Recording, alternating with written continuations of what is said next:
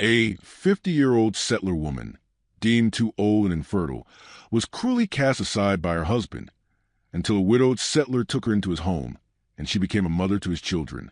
The first frost came early that year, curling along the windowsills and silvering the wheat fields with a hush that warned of harder months ahead.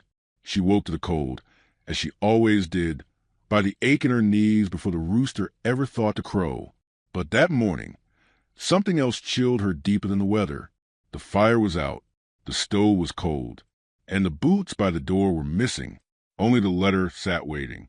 She stood in her worn nightdress, her fingers trembling as they broke the wax seal. Franklin Boyd had written no more than a paragraph.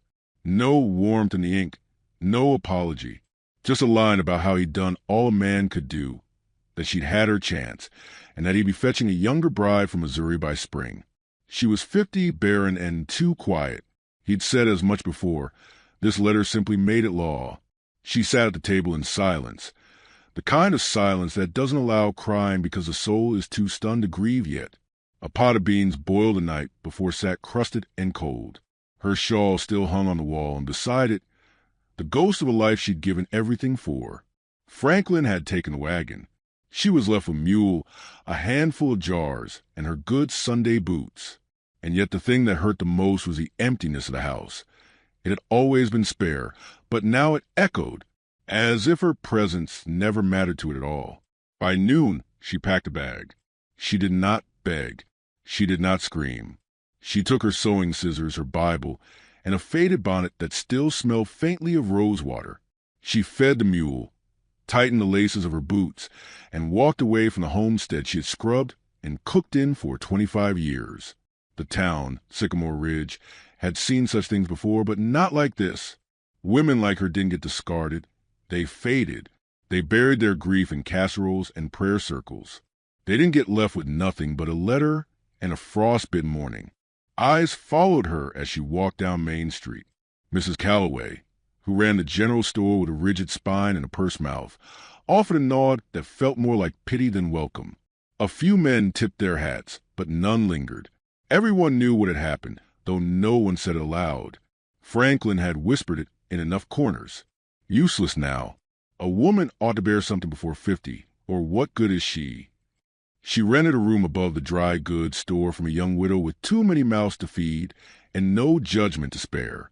It had low ceilings and drafty walls, but it was hers. She paid the rent by sewing, hemming trousers, patching worn skirts, and stitching quilts with hands that ached in the cold. She didn't go to church the first Sunday, couldn't bear the glances. Instead, she sat by the window with a cup of hot chicory and watched the families walk past in their clean coats and polished boots. Children skipping, wives with hands curled in their husbands' arms. She didn't resent them, but their joy made her feel like a ghost, like she'd died and was watching a world she used to live in. Days blurred into each other. She woke, sewed, slept, ate little, spoke even less. The room was too quiet, even for her. She missed the clatter of morning eggs, the creak of floorboards beneath boots, the sound of the porch swing groaning under weight. She missed being someone's reason to come home. Once, when changing the thread in her needle, her hand froze mid-motion. She thought she heard a baby crying, but it was only wind rattling the window panes. The ache in her womb returned that night, a hollow pain she hadn't felt since she lost a child decades ago. A tiny girl born too early, buried beneath a sycamore with no name carved on the stone. Franklin never spoke of her again, said the earth gave and the earth took, told her not to dwell, but she had dwelled, every day since. Her loneliness wasn't sharp. It was slow, quiet, like water wearing down stone, like forgetting the sound of your own voice. It was near the end of October when she saw him. He came into the shop with 3 children in tow, 2 girls with dark braids and wide eyes, and a boy with boots too big for him. The man was tall, built like a barn beam, with gray at his temples and a hat he held respectfully in his hands. His name was Thomas Avery, and he spoke to the shopkeep about seed and flour. But his eyes caught hers as he passed by the curtain into the back sewing room. He paused. Not long, just long enough for her to notice he wasn't looking past her the way the others did. He looked at her, like she was a person, not a cast-off. Then he nodded, small, polite, and turned away. That night, she dreamed of a home she'd never seen before. 2 days later, he returned. This time, he waited by the doorway, a flannel shirt folded in his hands. "Ma'am," he said, voice low as a creek under snow, "my youngest tore this. Was wondering if you might mend it. I'd pay fair." She blinked, surprised. "Of course," she murmured, reaching for the fabric. He nodded again. "She'll be grateful. Lost her my 2 winters back. Thinks I don't know how to thread a needle." He smiled just faintly, then left. She held the shirt after he'd gone. It smelled like pine smoke and flour and something else, childhood. She mended it carefully, reinforcing the weak seam, and stitched a tiny red star at the inside hem. A child might never notice, but she would. He came back 3 days later with payment and another shirt. This time he asked her name. She gave it. No one had asked it in weeks. She never lingered on their conversations. They were brief, quiet, but he listened. That was rare. He listened with stillness, and sometimes even left with less tension in his shoulders than when he'd entered. It was the beginning of something, though she dared not name it. She still woke cold, still lived alone, still bore the sting of being thrown away like last season's linens. But the stitch of her life had changed. Subtly, one thread at a time. One night, she found herself watching the road from her upstairs window, hoping for the shape of a man on a wagon. Not Franklin. No, someone kinder. Someone who didn't mind the gray in her hair or the years in her eyes. Outside, the frost crept again, but she felt a little less brittle. And for the first time since the letter, she whispered aloud to the quiet, "I am not done." Then she blew out the lamp and let the night come. The first time she stepped onto the Avery homestead, the earth felt different beneath her feet. Softer, like it hadn't yet decided whether to hold her or let her pass through.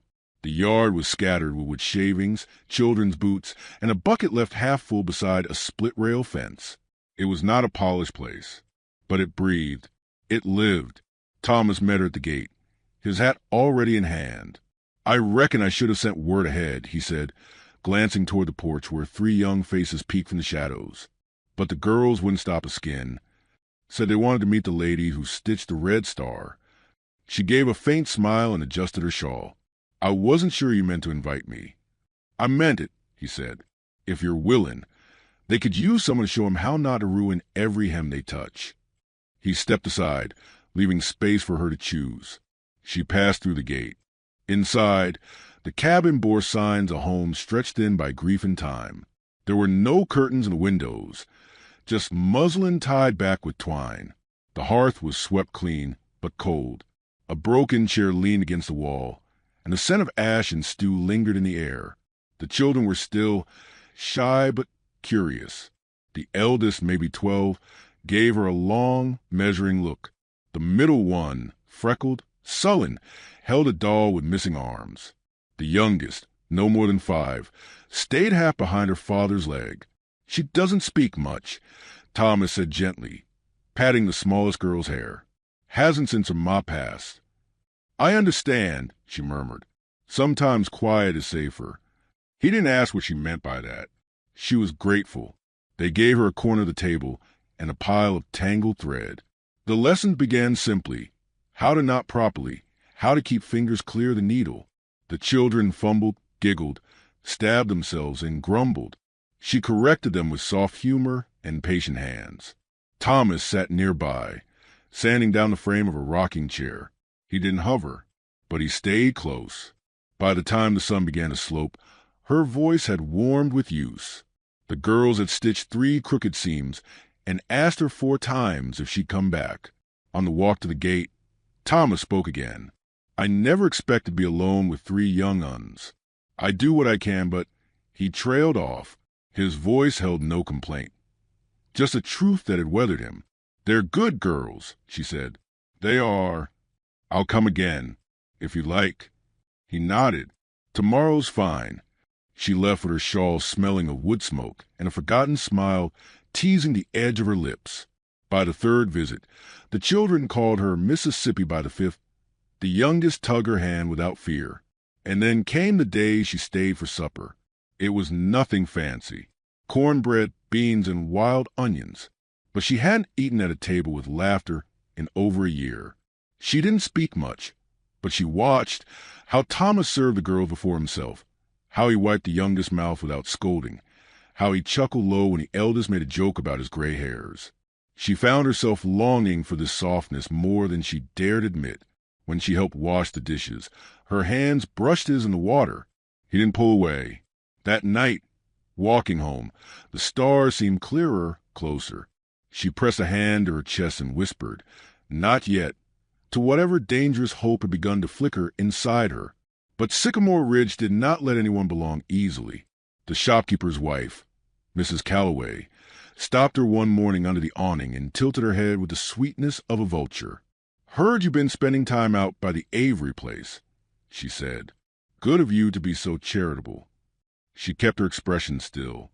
"They're kind people. I imagine it's hard, though, being around children when—" a pause, a smile. "Well, some women just weren't meant to be mothers."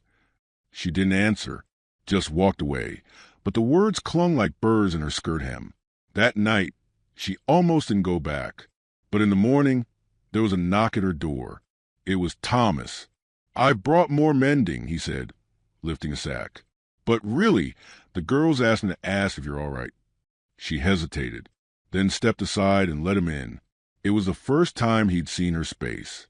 A cot, a small table, a half-mended quilt draped over the chair. Quiet like her, but clean and cared for. "Didn't mean to stir trouble," he said gently. "You didn't." He sat, resting his hands on his knees. "I don't pay mind to what folks say. They don't know you, but I've seen the way May leans into you when she's scared. I've seen how you steady them." She swallowed. "I've never had anyone speak about me the way they speak now. It feels like being skinned slow." He nodded once. "It does." They sat in silence for a moment. Then he added, "I've got 3 beds and too much land to keep. It's not a proposal. But if you ever get tired of sewing alone—" She looked at him, startled. "I'd make space for you," he said simply. "Not as a wife. Not unless you ever wanted. But as someone who deserves more than cold floors and closed doors." Tears didn't come often to her, but they found her then, not in sobs, but in quiet rivers down weathered cheeks. "Let me think on it." "Take your time," he said. "I've got enough of it." He left her with a sack of mending, and she clutched it like a child clutches something treasured. That night, she stood by the window and watched the road again, not waiting, choosing. 3 days later, she packed a small bag, just a few essentials, her thread, and the faded bonnet. She didn't announce her decision, didn't ask permission. She walked to the Avery place in the early morning, when the mist still curled over the pastures. Thomas was chopping wood when she arrived.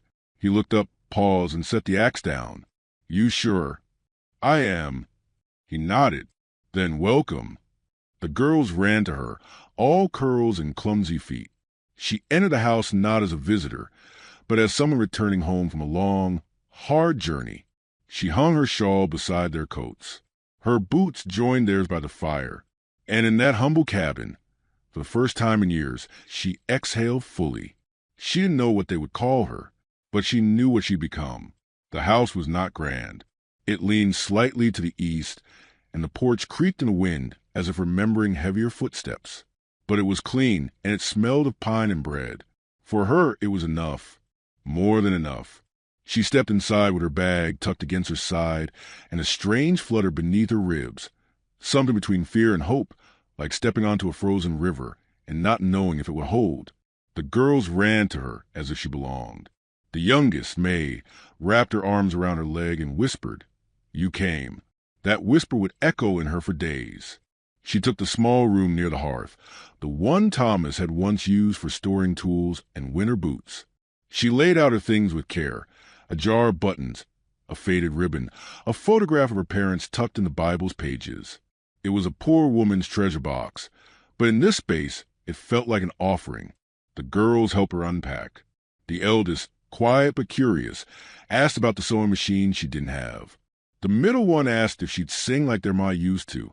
She answered each with patience. though her voice trembled when she opened her mouth to hum. The tune came slow, an old lullaby, and the girls settled around her like moths to light. Thomas stayed at the edges. He fixed a broken hinge on the barn door that afternoon, repaired the fence where the colt had kicked through, hauled water, and salted the steps before the night frost could set in. He gave her space, not out of indifference, but out of respect, like he was giving her time to root herself. In return, she cleaned the windows no one had touched in years. She baked bread and taught the girls how to braid their hair like her mother once taught her. She mended a curtain and swept a chimney, and found a way to warm the house without asking where anything belonged. The rhythm settled in quickly. Mornings were quiet, afternoons full of chores and small laughter, evenings spent in front of the fire, where Thomas whittled and she stitched and the girls read aloud from storybooks softened by time. Still, she did not call it home. Not yet. Home, to her, had always been a place where she wasn't enough. Too quiet, too barren, too old. Franklin's words had woven themselves into her bones, and even now, warm and safe, she caught herself flinching at praise or expecting it all to vanish the moment she let her guard down. The town didn't help. Sycamore Ridge had long memories and short tempers when it came to scandal. And no matter how gently she moved through the world, her presence in Thomas Avery's home stirred the dust. She heard it first from the girls. "We're not supposed to call you Ma," the eldest said one evening, eyes shadowed. Mrs. Calloway said it's a sin. She said, "You're not really married," the middle girl added. Her heart tightened. She set down her needle and pulled them close. "You can call me whatever feels true to you," she said. "And sins belong to those who speak cruelty, not those who offer kindness." But her words didn't stop the stares. At the general store, voices dropped when she entered. At the church, people shifted in their pews to avoid sharing the hymnal. Even the schoolteacher, who once invited her for tea, offered only a tight smile and a turn back. It was a quiet exile, not loud, not violent, but steady, familiar. Thomas noticed. He said little, but one evening as she washed dishes and he dried them with careful hands, he spoke without looking up. "Never did care much for what people think," he murmured. "But I hate what it does to you." She paused, her hands deep in soapy water. "It's nothing I haven't known. You shouldn't have to know it again." She wanted to thank him, but her throat ached. So she handed him a plate instead and let the warmth of his hand grazing hers say what words could not. In truth, she hadn't known such quiet care before. Franklin had never asked what hurt her, never sat beside her in silence just to keep her company. With Thomas, there was no pressing, no demand, only presence, steady, like a tree that didn't need you to bloom, just offered shade if you want to sit beneath it. One morning, May had a nightmare. She woke screaming, soaked in sweat, the memory of her mother's death clinging to her like thorns. She ran to her, not Thomas, and curled into her lap, sobbing. She held the girl and sang the old lullaby again, this time without trembling. Afterward, Thomas stood in the doorway, watching. He said nothing, but his eyes glistened, and when he stepped forward to kiss May's forehead, he touched her shoulder, too, just a light press, like a thank you shaped in skin. She began to feel something dangerous. Belonging. It was a fragile thing, a bird with brittle wings. But it perched somewhere in her chest and refused to fly away. Still, she kept her distance in ways only the wounded understand. She never slept late, never sat without doing, never asked for anything more than what was given freely. But the girls clung to her. Her hands became the ones they reached for. Her lap, the safest place. Her voice, the thread of bedtime stories. And Thomas, he watched it all with that quiet steadiness, like he saw her growing roots and didn't dare disturb the soil. Then came the visitor. Late one Sunday, while the girls played near the creek, and she swept the porch, a wagon rolled up the path. Dust swirled behind it, and the creak of its wheels was familiar before the face ever came into view. Franklin, older but still sharp-eyed, still dressed in his Sunday best like he thought it made him righteous. He stepped down with the slow confidence of a man who believed he had every right to be where he stood. She straightened, heart tightening. "Didn't expect to see you here," he said, as if this were his land. She didn't answer. He glanced toward the house, saw the girls' bonnets on the rail, the pile of firewood stacked neatly. His mouth curled. So this is where you ended up. Why are you here, Franklin? She asked softly. Just passing through. Heard talk in town. Thought I'd see for myself. You've seen. I gave you 25 years, he said. Gave you land, a name, a roof. You gave me silence, she replied. And when I stopped being young, you left. He snorted. And now what? You play house with a widower and pretend it's the same? She didn't flinch. Thomas came from around the barn then, slow and solid, wiping his hands on a cloth.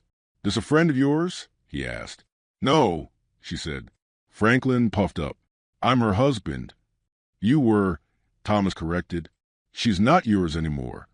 Franklin looked ready to spit, but one glance at Thomas, at the way he stood, not with fists but with something deeper, older, made him think twice. He sneered, tipped his hat in mockery, and climbed back on the wagon. You'll regret this, both of you, he muttered as he turned the mule. But neither of them replied. They watched him vanish down the trail, and when the dust settled, she let out a breath she hadn't known she was holding. Thomas looked at her then, really looked, and said, You didn't have to stand alone. Not this time. She nodded, throat thick. That night, after the girls were asleep, she found Thomas sitting on the porch. He handed her a tin cup of coffee, still warm. Cold coming early this year, he murmured. She nodded, frost close. He looked at her hands, folded in her lap. You've done more for us in weeks than most folks do in a lifetime. I only did what needed doing. No, he said gently. You did more than that. You gave us back a home. She didn't know what to say, so she reached out and placed her hand atop his. And they sat like that, two quiet souls beneath a quiet sky, hearts beating slow and steady, waiting not for the past to end, but for the future to begin. The wind shifted in the third week of December. It came down from the north with a hunger, seeping through cracks and under doors, whispering its threats along the eaves of the house. Snow had not yet fallen in full, but the ground grew hard, and even the chickens began to walk slower, as if bracing for something. She felt it in her bones. Something was coming. The girls grew quiet, especially May, who clung closer each night, her tiny hands knotting the hem of her skirt as though afraid the woman might vanish come morning. She braided their hair tighter, cooked more stew, built fires before dawn. There was something sacred in these routines, and something fragile too, like the world they'd built together was a soap bubble, shining but easy to burst. Then the cough began. At first, it was just a tickle in the middle girl's throat. Nora, the freckled one with a stubborn streak and scab knees. She coughed through supper one night, laughing between bites, and the woman handed her tea and honey, brushing it off as a cold caught from playing barefoot in the creek. But by morning, the laugh was gone and the cough had rooted deep. Her skin flushed hot, her eyes glossed, and by nightfall she couldn't keep broth down. Thomas rode into town to the frost-hardened path and returned with willow bark and camphor, but the sickness didn't ease. The girl burned to her fever like kindling, and the woman stayed by her side, soaking cloths, murmuring stories, praying in whispers she hadn't used since she buried her own child. She did not sleep. Her hands, one soft from stitching, cracked from the wash basin and the chill. Still, she pressed on, rocking Nora through the worst of it, letting the child's sweat and shallow breasts soak into her skirts. Thomas sat by the door, helpless in his stillness. Once he tried to take over, but Nora cried out for her, not him, and he stepped back, understanding that this was something sacred between them now. The house, once full of warmth and quiet motion, became a battlefield. The girls watched with wide, frightened eyes as the woman who had come to them like a second winter now fought to bring spring back into the fevered lungs of their sister. On the third night, the girl's breathing stuttered. The woman bent low, pressing her ear to the small chest. The air came thin, ragged, spaced too far apart.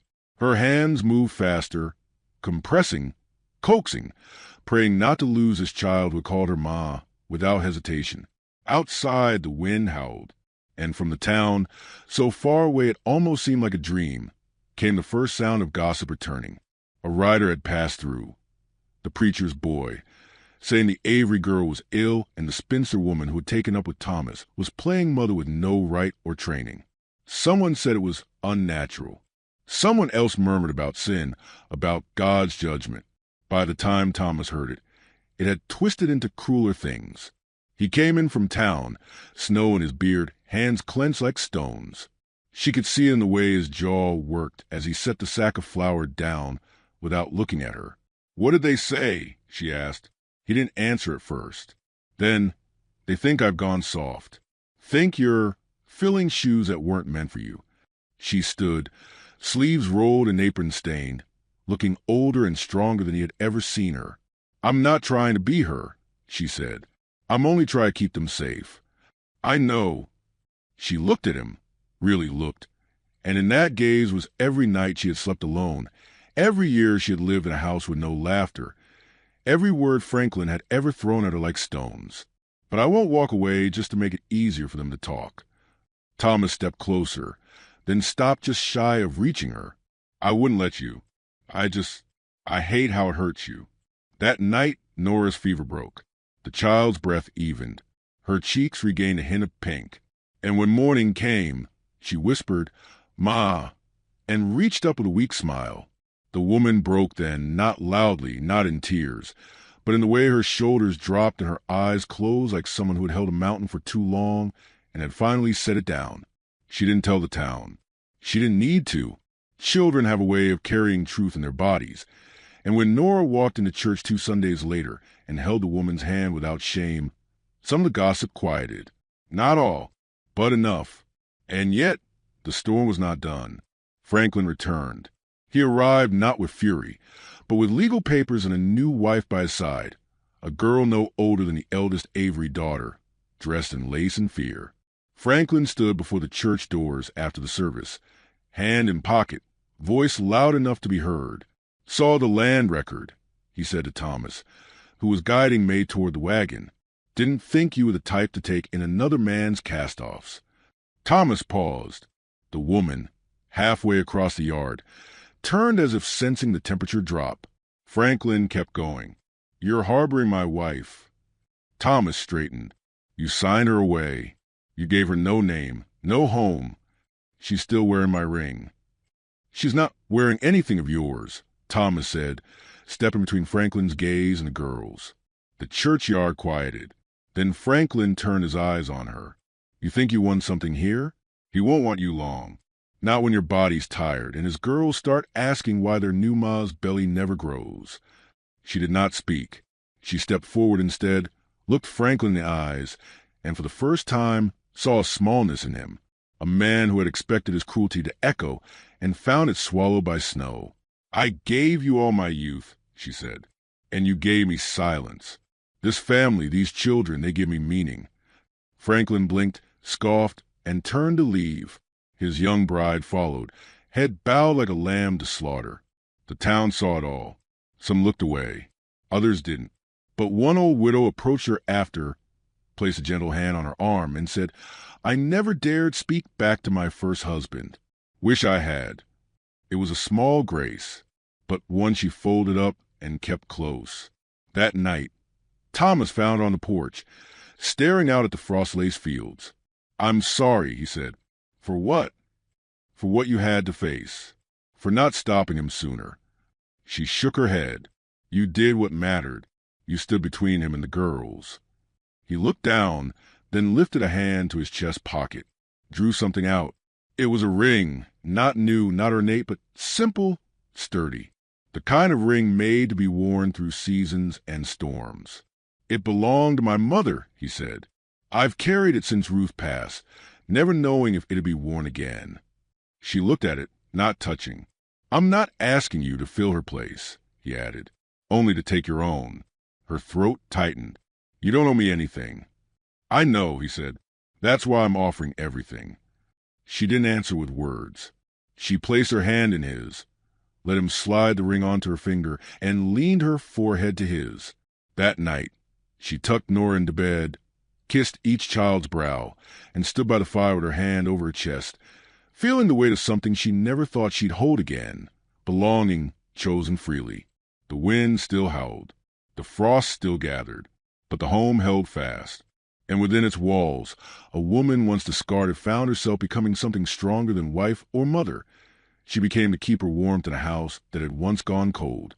The morning came bright and bitter. Sunlight scattered like diamonds over snowfields.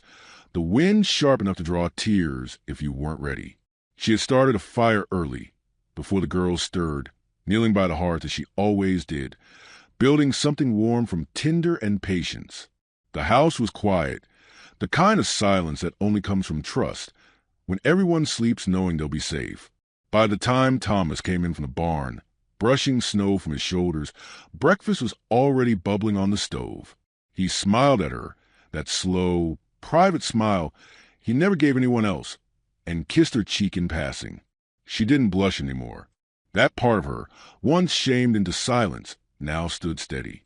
She moved in rhythm with this life, and it moved with her. The girls tumbled out of their rooms not long after, May first, bleary-eyed and clutching her blanket. Then the older two, already bickering good-naturedly over the last slice of cornbread. It was just an ordinary morning, and that was the beauty of it, until the bell began to toll. It rang from the church tower in town, shrill, uneven, panicked. Thomas froze at the door, hand still on his coat. She turned from the stove. Fire. They didn't need words. She gathered the girls fast, pulled boots on the small feet, wrapped scarves tight. Thomas lifted May in his arms. They stepped out into a world rimmed in white, smoke already rising in the distance, black against the pale sky. And then they saw the flame. The church was burning. People ran in the distance, silhouetted against the flames like cutouts in a lantern show. Screams echoed faintly. Someone was shouting for water, for help, for the Lord. The bell faltered, then stopped. She felt it in her gut before she knew the truth. The school children were practicing their hymns. Thomas said low, almost to himself. The girls gasped. Nora spun to her, Mary still inside. Her heart dropped. The little neighbor girl, the one who had begged to walk with him to church next Sunday, was likely still there. Thomas looked at her. Stay with the girls, he said. But she was already moving. She ran. Snow flew up and burst behind her boots, her skirts dragging ice and soot as she climbed the hill and reached the edge of the square. The fire had devoured the east wall of the church already, licking up toward the bell tower. Townsfolk moved in panic circles, pails passing from hand to hand. Too slow to matter. A man wept near the well, hands scorched from trying to push open doors that wouldn't budge. She didn't hesitate. She didn't stop to explain or ask. She gripped her shawl close and ran straight into the smoke. Inside, the world was a roar. The air burned her lungs, thick with ash and heat. She dropped low, crawling past the cracked pews, calling out hoarsely. Her hands were raw. Her eyes streamed. And then a sound, faint, a cry, small and muffled. She followed it. Near the altar, beneath a broken bench, Mary cowered, face streaked with soot, mouth open in terror. The roof above groaned. The woman gathered her up in one movement, pressing the child's face to her neck. She whispered comfort, half choked by the smoke, then turned to run. But the main aisle was gone, a river of fire blocking the way. She took the side, stumbling over fallen beams, her skirts catching. She beat out the flames with her arm, too focused to feel the pain. The rear vestry door. It stuck. She slammed her shoulder into it once, twice, then it gave. They burst into the open, her lungs dragging in frozen air like water after drowning. She dropped to her knees, still cradling the girl, shaking. A cheer rose from the crowd. Thomas was there in an instant, pulling them both close. She couldn't speak, only breathe, only hold. The townsfolk gathered slowly. Word spread faster than fire. The woman Franklin Boyd cast aside had saved a child from flames. Not Thomas, not the preacher. Her. The preacher's wife came first, coat flung over her nightgown. She dropped beside them and took Mary into her arms, sobbing. Then came Mrs. Calloway, her mouth trembling, her bonnet askew. She knelt and whispered something the woman didn't hear. A few others murmured words of thanks, apologies laced in every syllable. But she didn't need their pardon. She had the child safe in her arms. She had Thomas's hands holding hers. Later that night, when the girls were bathed and tucked in and her burns cleaned and wrapped, Thomas sat beside her on the porch beneath the sky. So wide it felt like forgiveness. "You saved her," he said quietly. "I had to." "No," he said. "You chose to." She looked down at her wrapped hands. "I wasn't sure anyone saw me." "Not really." He turned to her then, eyes soft. "I saw you the first time you walked down Main Street. Shoulders straight, head high, even when the world tried to make you small." She swallowed hard. "I don't know how to be more than this," she said. "I don't know how to be a wife anymore. Or a mother." He took her hand. "You don't have to be more. You are." And then he did what he hadn't done before. Not after the ring. Not after the fire. He kissed her. Soft and sure. Not the firework kiss of young love, but something truer. A kiss of choosing, of knowing, of home. Inside, the fire crackled. The girls slept without fear. And outside, under the moonlight, a woman once discarded sat beside a man who had never looked away. She was not young. She was not perfect.